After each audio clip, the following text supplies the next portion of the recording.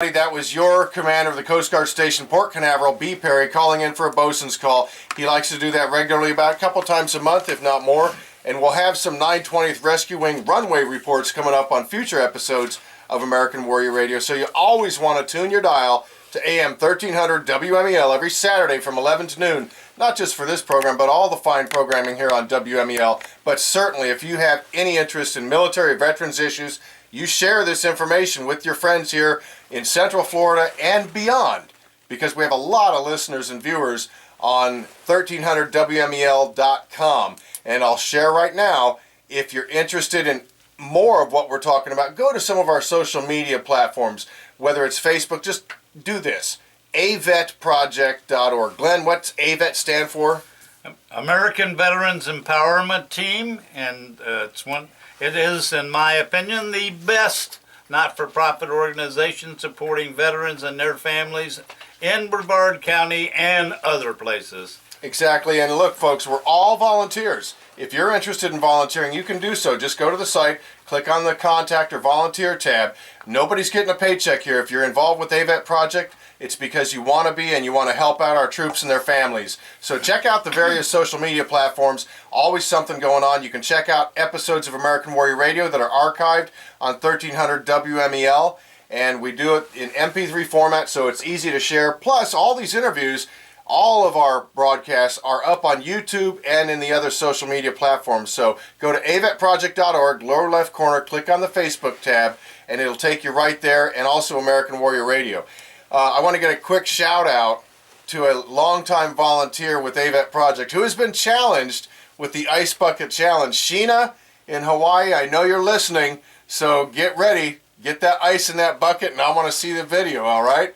And that goes for Colonel McCrander with the 920th Rescuing. And Rams, Flores, you're over there deployed in the sandbox right now. The challenge is out for you also. Yes, ALS is benefiting, and we're going to talk to somebody that can speak about how important it is we recognize our veterans and the challenges they're going through with their health care in just a moment.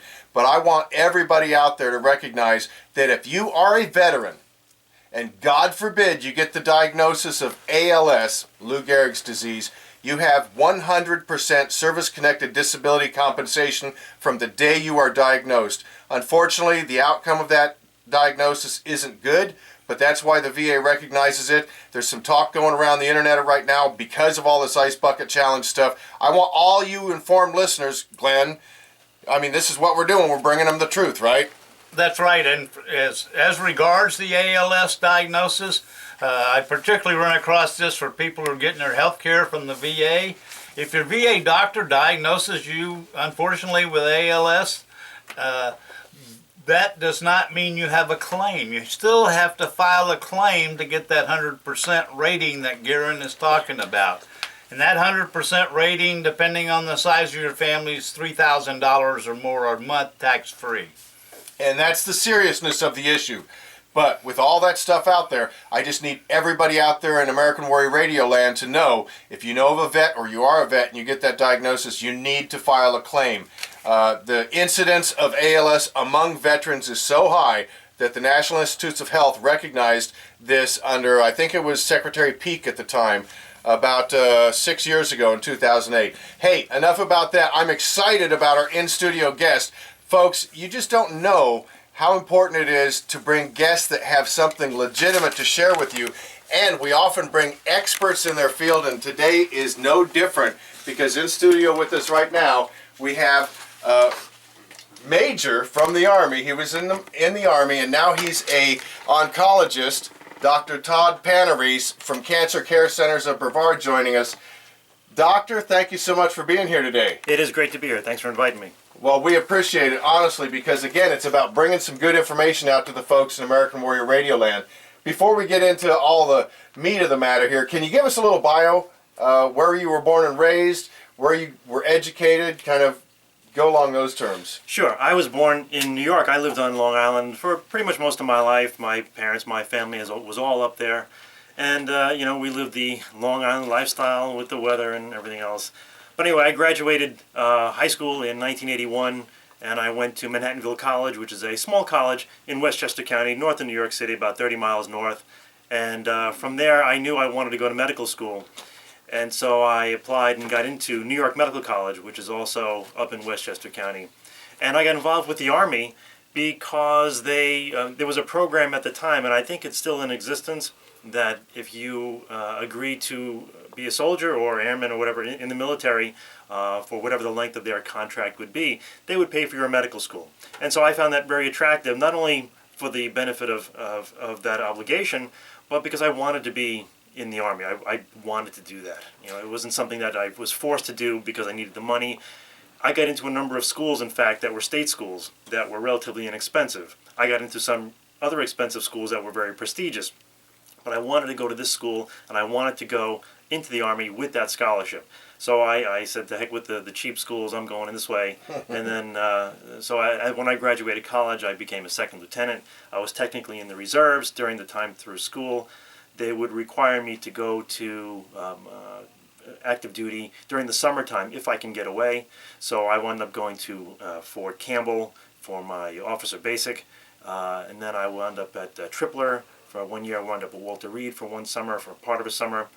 One summer I was not able to get away, just couldn't do it. But it was a great experience. I mean, I got to go look at all these places and be in the Army and do all kinds of fun stuff prior to coming on active duty. So when I graduated in 1989, that's when I came on active duty and went to they call it Fort Sam Houston, Brooke Army Medical Center back then, back in the old Brooke Army Medical Center. And I was there for 3 years doing internal medicine, finished there, and then at that time we were coming out of the first Gulf War. And so the spots for postgraduate education were sort of slim because all the GMOs were coming back from the desert, and they had first opportunity to get those. So we had a bunch of residents who had no place to go.